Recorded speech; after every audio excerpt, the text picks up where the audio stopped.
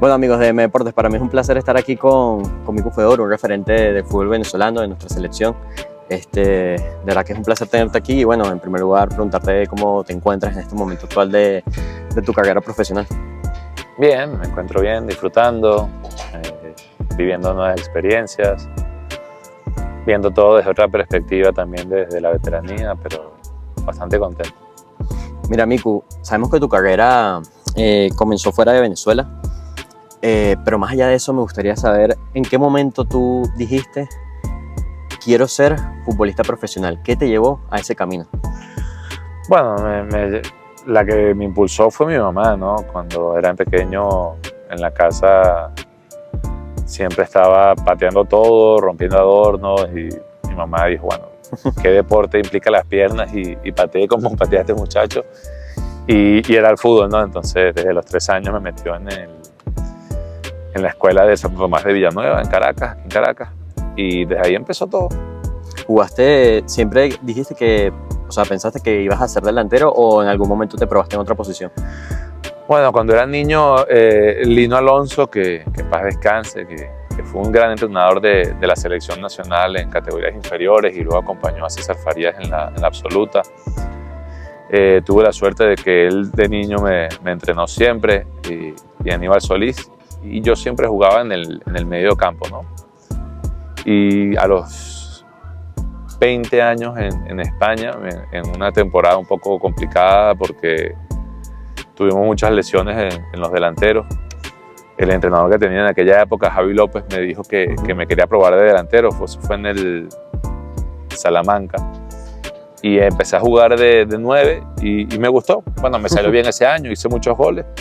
Y ya como que me quedé jugando de 9 y me establecí ahí. Mira, y sabemos que tu carrera como tal en el fútbol del alto nivel, de la élite europea, comenzó en el Valencia. Cuéntanos, porque teniendo en cuenta esas experiencias previas que tuviste en segunda división, en segunda B, ¿cuál fue el cambio? O sea, ¿en qué aspectos notaste ese cambio de exigencia entre lo que viene siendo el fútbol de segunda división B o con el de primera división? Bueno, en aquella época el fútbol en España estaba en evolución y cambio. La segunda B es una categoría muy formativa, donde está el Barcelona B, el Real Madrid B, Valencia B, grandes canteras, Villarreal B. Y bueno, ahí compiten chicos jóvenes de muy corta edad y que luego casi todos acaban en primera división, ¿no? Y también hay equipos que están en segunda y bajan. La segunda división en España ya no es tan formativa, es más profesional. De hecho, la segunda división en España es mejor que la primera división de Holanda, de Bélgica, se nota de un cambio Portugal. Sí, exigente. sí, hay equipos grandes en la segunda división en España. Hay mucho talento, hay mucho nivel, hay mucho poderío económico. Hablo en líneas generales, obviamente en Portugal quitas Benfica y Oporto, el resto de equipos en segunda división en España sufrirían para mantenerse. Entonces, la segunda división de España es muy buena y te acerca al nivel profesional y bueno, ya primera es otro nivel, ¿no? Sí, sí, claro. Pero yo creo que la diferencia de lo que cambia es la velocidad del juego y la calidad técnica individual. Lo que en primera división haces a un toque, en segunda lo haces a 2, en segunda ve a 3 y de ahí vas bajando, ¿no? Entonces, yo creo que cada categoría tiene su complejidad y su nivel de dificultad. Mira, Miku, porque aprovechando que estamos hablando del fútbol español, o sea, estuviste aparte en equipos como el Getafe, el Rayo, tuviste momentos muy bonitos, marcándole a equipos grandes como el Real Madrid, por ejemplo. Cuéntanos un poco de cada una de esas etapas. Ya me hablaste un poco del Valencia, pero cuéntame un poco del Getafe y del Rayo Vallecano. Bueno, son 2 clubes que están en Madrid, 2 clubes vendedores, son 2 clubes que tienen mucha exposición porque en un país donde el fútbol es más que una religión y prácticamente a nivel social ser jugador de fútbol te representa mucho. El Getafe es un club que me permitió afianzarme en la categoría, sumar muchos minutos, jugar muchos partidos, tener mayor visibilidad, tener un rol protagónico que a lo mejor en el Valencia no tenía porque estaba el Guajevilla y obviamente era el jugador importante en la posición. Claro. Pero bueno, fue una etapa muy bonita porque aprendí mucho, conocí mucha gente, pude salir, pude luego ir a sitios diferentes, a sitios mejores. Y luego cuando volví al Rayo, ya había estado dando vueltas, ya había estado en Escocia, ya estaba en Qatar, ya había visto otras cosas en el mundo del fútbol. Y la etapa del Rayo la viví con una mayor madurez, Claro. con mayor tranquilidad. Paradójicamente y por cosas que uno nunca entiende en el fútbol, dejo de ir a la selección cuando estaba en primera división de España. Nunca entendí el motivo, pero bueno, eso ya pasó. Estás en tampoco... uno de tus mejores momentos, básicamente. Sí, porque bueno, teniendo en cuenta que no hemos estado en un mundial y que en aquella época quedamos últimos en la eliminatoria, tener un jugador que juega en primera división en España, que es considerado una de las mejores 3 ligas del mundo, y no vaya, yo lo achaco más a algo personal que a algo deportivo, ¿no? Pero bueno, al final eso pasó y tampoco me centro en eso, ¿no? Sino que yo esa etapa la viví con mucha madurez, disfrutando mucho también, aprendiendo, gracias a Dios aprendí de muy buenos entrenadores. Tuve a Paco Gémez, tuve a Michel, que ahora en el Girona está demostrando su valía, así que al final son cosas y aprendizajes que yo me llevo. Claro. Mira, Miku, estábamos hablando ya, o sea, en el fútbol europeo. Tú tuviste una etapa en el Celtic y llegaste a jugar en la Champions. Para muchos futbolistas, una de las mejores competiciones que se pueden jugar, bueno, por no decir la mejor a nivel de clubes. ¿Cómo es la Champions? Bueno, la Champions tiene glamour, tiene glamour, tiene estadios hermosos, equipos emblemáticos. Gracias a Dios ese año en el Celtic nos fue muy bien, pasamos de grupo, pero bueno, imagínate, ya yo había ido al campo del Barça, pero ir al campo del Barça en la Champions es diferente que ir en Liga. Luego fuimos al campo del Benfica, fuimos al Sparta de Moscú. Luego ese año inauguró la Juve, el nuevo estadio que usa actualmente. Fuimos a ese estadio recién inaugurado. Fuimos a una Juventus de Turín con Andrea Pirlo, Gianluigi Buffon. Al final, qué locura. La Champions es otro ambiente y otro entorno totalmente diferente que la competición de día a día de los domingos, ¿no? Y bueno, pues la prensa es mayor, la repercusión es mayor, los patrocinantes son más globales. Al final es la competición por excelencia de cualquier deportista a nivel de fútbol que no sea el mundial, y poder vivirlo y jugar fue una experiencia inolvidable, ¿no?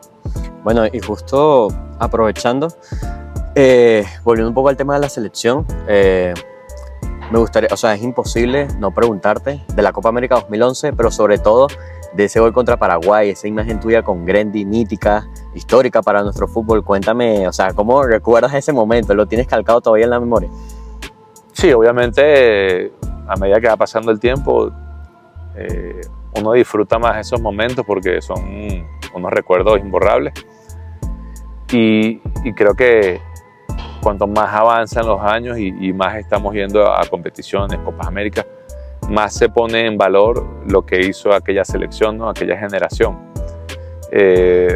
Como dije antes, no dependíamos de nadie en particular. Teníamos un muy buen equipo, estaba despuntando Salomón, yo estaba alcanzando madurez plenamente en el mundo del fútbol. Juan ya era un jugador consagrado, Tomás estaba creciendo, Roberto estaba afuera, o sea, teníamos un equipazo. Por desgracia nos faltaba Ronald Vargas porque estaba lesionado. Y los podría nombrar todos de carrerilla porque me sé completamente los que estaban en el equipo. No me estoy dejando a nadie fuera por nada, sino porque son muchos. Claro. Pero yo creo que lo que definía era que éramos un grupo y que para ganarnos había que cortarnos la cabeza, un brazo, una pierna, y teníamos eso, que éramos muy competitivos y al final eso siempre lo sacamos a flote y era lo que nos permitió llegar hasta el final. ¿Con quién compartías más en ese vestuario de la selección?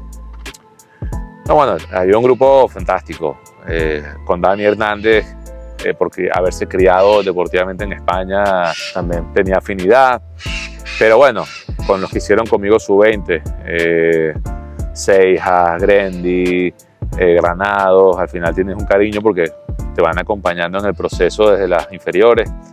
Pero bueno, luego también con Juan compartí mucho porque en España nos veíamos mucho fuera del campo, ¿no? Salíamos a cenar, estábamos con las familias. Al final eso también crea buenas relaciones.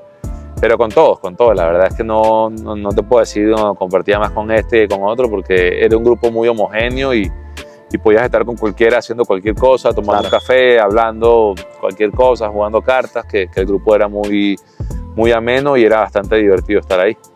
Mira, y cuéntame un poquito, vamos un poco a la actualidad de la selección. Se empezó muy bien, sacando muy buenos resultados en casa. Bueno, es más, la selección todavía no ha perdido hasta la fecha en Maturín. Por lo que veo es un feudo que se ha consolidado bastante, pero de visitantes sé que los resultados todavía siguen ahí a la espera.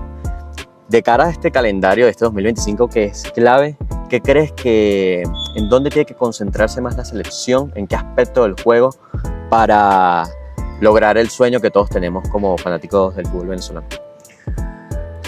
Difícil, porque partiendo de la base de que es muy difícil la eliminatoria por la calidad de jugadores que hay en todas las selecciones y por todo lo que he dicho de los viajes, de dónde se juega.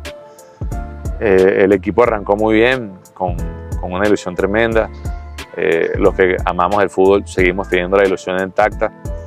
Yo creo que son baches y circunstancias que ocurren propias del juego, altibajos, picos de forma. A veces hemos hecho buenos partidos y la pelota no ha querido entrar, a veces hemos jugado mal y a la primera el balón entra. Claro. Yo creo que no hay que desfallecer, no hay que abandonar la idea, hay que ser fiel a lo que uno cree y que el equipo tiene condiciones y tiene buenos jugadores para poder llegar hasta lo que todos queremos, que es el Mundial. ¿Qué debe mejorar? No lo sé, al final yo creo que en el fútbol, los que jugamos a esto de manera profesional, hacemos lo mismo cuando ganamos que cuando perdemos. O sea, no existe una cosa, bueno, hoy vamos a hacer esto y con eso vamos a ganar, mentira. Haces lo mismo cuando pierdes y cuando ganas. Así que es cuestión de que la pelotita entre y de que las cosas sean un poco más favorables para nosotros. Aparte de Maturín, ¿qué otro estadio así del fútbol nuestro te marca mucho o crees que es el ambiente perfecto para jugar un partido? Yo creo que Pueblo Nuevo. A nivel de selección, como Pueblo Nuevo no hay. La pasión que se vive ahí, lo que hacen sentir a la selección. Muy diferente. Creo que realmente es una ciudad futbolera. Ojalá todas las ciudades de Venezuela tomaran nota de Pueblo Nuevo. No quiero decir con esto que en otras selecciones no se vive el fútbol, en otras ciudades. Sé que se vive en otras ciudades con intensidad. En Portuguesa se vive con intensidad, en Mérida se vive con intensidad, en Puerto Ordaz, gran plaza futbolera, en Ciudad Bolívar. Pero me gustaría que fuera así en todas las ciudades, que estuvieran los estadios llenos, tanto a nivel local como con la selección. Claro. Y hicieran sentir a los jugadores que no están solos, ¿no? Que son acompañados por la afición, por ese jugador número 12. Pero yo creo que Pueblo Nuevo es, tanto a nivel de clubes como de selección, algo diferente en Venezuela. Justamente aprovechando que me estabas diciendo lo de los estadios y lo del jugador número 12, nuestro fútbol, ¿qué le falta a nuestro fútbol para terminar de tener ese reconocimiento que se quiere? Bueno, faltan muchas cosas y creo que sería hipócrita decir que estamos bien. Si te comparas con el resto de Sudamérica, estás bastante lejos a nivel organizacional, a nivel económico, a nivel salarial de los jugadores, a nivel de marketing, de etiquetería, de derechos audiovisuales. Estamos muy lejos de tener una liga de alto nivel, pero muy lejos. Y es triste decirlo, pero es la realidad, ¿no? Yo creo que decir otra cosa sería engañarnos a nosotros mismos. Estamos bastante lejos de cualquier país de Sudamérica y es triste porque talento, lo que es talento a nivel de jugadores hay, pero todo el ecosistema que va alrededor, estamos demasiado lejos de cualquier país de Sudamérica y por eso los resultados a nivel internacional son los que son, ¿no? Entonces faltan muchas cosas y hay que hacer un examen de conciencia y ser honestos todos los que estamos involucrados en el fútbol y saber que faltan mucho, pero muchísimo y también nos falta cultura futbolística en la calle, claro. Que la gente vaya a los estadios, que la gente conozca a sus jugadores. Para explotar esa calidad, ¿no? Sí, pero es un tema cultural. El estadio en Venezuela no se llena, en Caracas no se llena. El Caracas tiene una afición que sí lo apoya, pero hay otros equipos que no tienen afición. tampoco se crea, no van a los estadios, o sea, faltan muchas cosas, o sea, hay que dar un vuelco y un giro total a nuestro fútbol. Siempre he dicho que y a sería... la cultura del país en general, porque no tenemos ese arraigo por los clubes de nuestra ciudad, es muy difícil, nadie compra la camiseta, ir al estadio se convierte en un problema también, entonces al final son muchas cosas que hacen que sea difícil, ¿no? Entonces, como dije antes, estamos muy lejos de lo que es el fútbol de élite. Siempre he dicho que, o sea, yo siempre he tenido esa visión de los partidos que he podido ir de la selección, que tú ves el estadio full, lleno, a reventar, y siempre tú tienes ese pensamiento de que qué lindo sería ver el fútbol así, ¿no? Sí, obviamente, pero bueno, la selección es una cosa diferente y el club es otra. En todos los países de Sudamérica y del mundo donde yo he jugado, primero está la selección y luego está tu club, obviamente, pero la gente no deja de acompañar a su club domingo a domingo, pase lo que pase. Claro. Bueno, Mico, vamos a la parte final de tu carrera. Llegaste al Depor, estuviste en un pequeño transitar por el Depor, una camisa con mucha historia. ¿Cómo es vestir la camiseta del Depor? ¿Qué tal el ambiente? No, fue impresionante porque el Depor, cuando yo fui, pasaba una transición dura a nivel de propiedad, había cambio de dueño, el dueño es venezolano, que es Juan Carlos Escotet, todo el mundo lo sabe, está intentando hacer cosas diferentes por el equipo, un club histórico que ganó ligas, que compitió en Europa muy bien. Luego, por tema deportivo, estuvo en categorías muy bajas del fútbol español, ahora está otra vez en segunda. Tiene un par de activos buenos como son Jeremai y como son Mella, que son dos chicos jóvenes de la cantera, internacionales con España, categoría sub-21 y sub-19. Esperemos que siga mucho ahí. Es un club que le agarré mucho cariño porque hay muchos gallegos y había muchos venezolanos en La Coruña. Me sentí muy querido, me sentí muy valorado y la verdad es que es una ciudad que le tengo mucho cariño y ojalá el Depor suba cuanto antes a primera y lo veamos en el sitio donde creo que de todos los deportivistas, porque me incluyo como deportivista, creo que merecen ver a su club. El fútbol español lo necesita bastante. Mira, y en el Intercity tuviste también un pequeño paso y bueno, hubo un momento que marcó bastante tu carrera, que fue ese golpe que te diste en la cabeza. Sí. ¿Cómo fue ese momento? Es posiblemente el más difícil de tu carrera, ¿no? Bueno, a nivel de lesiones sí, superar una lesión de fractura de cráneo no es fácil. Gracias a Dios pude reponerme relativamente rápido. El Intercity es un club joven que busca hacerse un hueco en un club, en una liga o en un fútbol de gigantes. Es un club que tiene poco tiempo, una idea diferente en cuanto a la inversión, a la propiedad. Pero bueno, está compitiendo y me tocó vivir esa experiencia en ese club. La verdad es que muy agradecido por toda la parte del cuerpo médico que me ayudó mucho en la rehabilitación. Y bueno, al final pude hacer el gol que salvó al club de bajar de categoría. Nos salvamos ese año con un gol mío. Y bueno, las experiencias en el fútbol son así y me pude reponer esa lesión. Bueno, Mico, esto sería toda la entrevista, pero antes quería, porfa, si me puedes pasar. Pero el productor. El productor. Te cuento, Mico. Mi primer partido cuando fui a ver a la selección fue en Cachamay. Le ganamos 1-0 a Colombia con gol de Salo. Okay. Y mi papá fue con esta camiseta. Para él, tú fuiste su jugador preferido. Y a mí me daría mucha ilusión.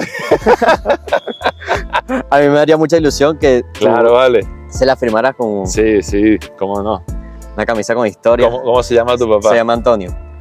Wow, vale. Pues agarra ahí para que quede bien, para que tu papá después no diga que le hicimos mal.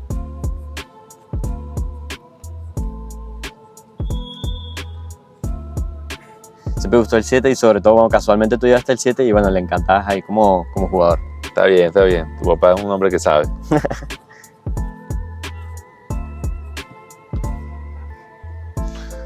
Bueno, eso sería todo. Muchas gracias, Mico. No, muchas gracias a ti. Muy amable, gracias por todo.